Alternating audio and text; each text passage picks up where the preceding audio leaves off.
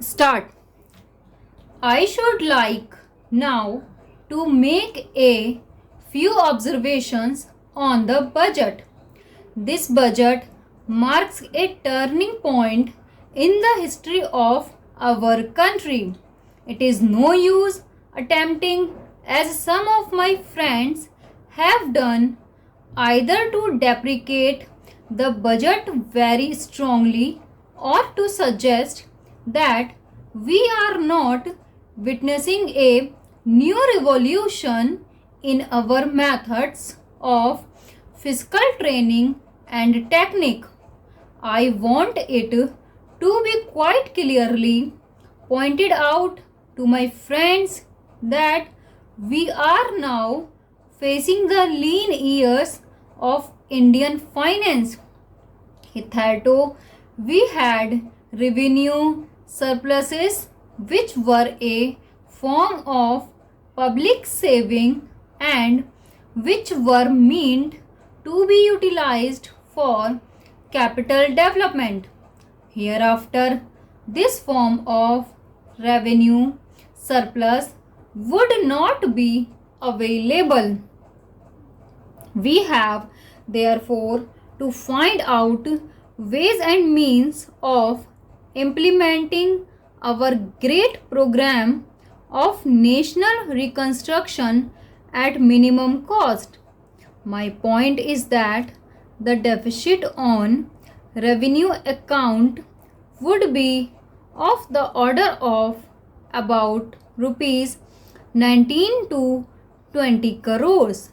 Here, let me point out that I do not agree with those of my friends in the finance department who have attempted to suggest that rupees 9 or 18 crores which are obtained from Pakistan should be put to the revenue side of the budget.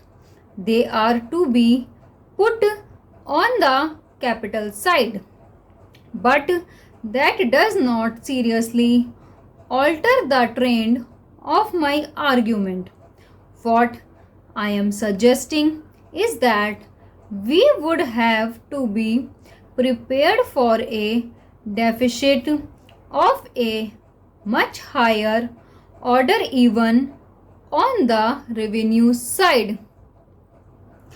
That itself should make us realize that there are very many problems which we have to face and that we have to undertake ways and means of increasing the resources of our country so that it might be possible for us to have a greater amount of surplus or a greater amount of public saving for the purpose of financing capital development. The finance minister, in the course of his speech, Mr. Deputy Minister, pointed out that the deficits during the past 2 years were of the order of rupees 83 crores. I venture humbly to disagree with him because I feel that when we are talking to deficits, we must take into account the overall deficit incurred by the central government, and that would be of the order of rupees 200 crores. During the years of relatively light expenditure, we had a shortfall of about rupees 200 crores. Undoubtedly, now when we are going to have a very great amount of expenditure, we might have a greater amount of deficit and we would have to find out ways and means of trying to meet our capital expenditure. Some members have pointed out that deficit financing is good. Others have pointed out that it is poison. One honorable member who preceded me pointed out that it could be taken like a tonic. Now, I am not willing to enter into the merits of deficit financing or demerits of deficit financing in an academic spirit.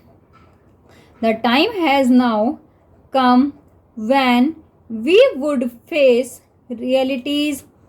I do suggest that we have to indulge in deficit financing because without indulging in deficit financing, it would not be possible for us to indulge in capital expenditure on such a large scale.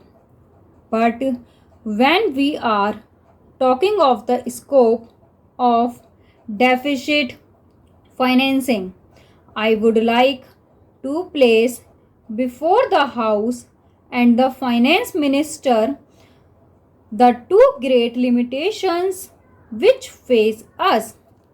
The first limitation that faces us is that concerning the internal price level. The Honorable the Finance Minister referred to the cost of living. He said that he was going to keep a watch over the cost of living so that it may not shoot up within a short period and make a mess of the plans of capital development.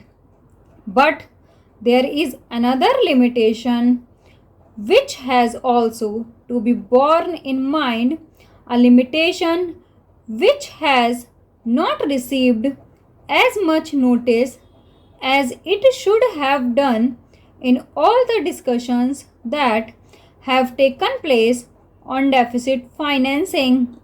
That limitation is the external limitation or the limitation which arises on account of our balance of payments position.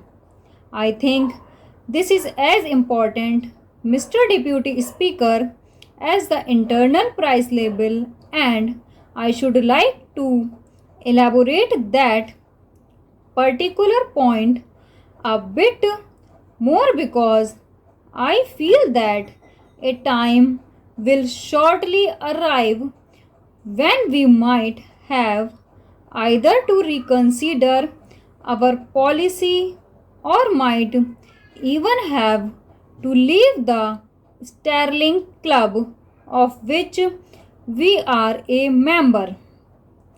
The second serious limitation is as serious as the first. What would be the consequences of deficit financing on our balance of payments? The finance minister in his budget speech points out that so far as the balance of payments position is concerned, they have now, whether it is by accident or design, a favorable balance, and they have contributed about rupees 63 crores to the dollar pool during the past 6 months. But the moment we indulge in deficit financing, we have to be prepared for worsening of our balance of payments. Stop.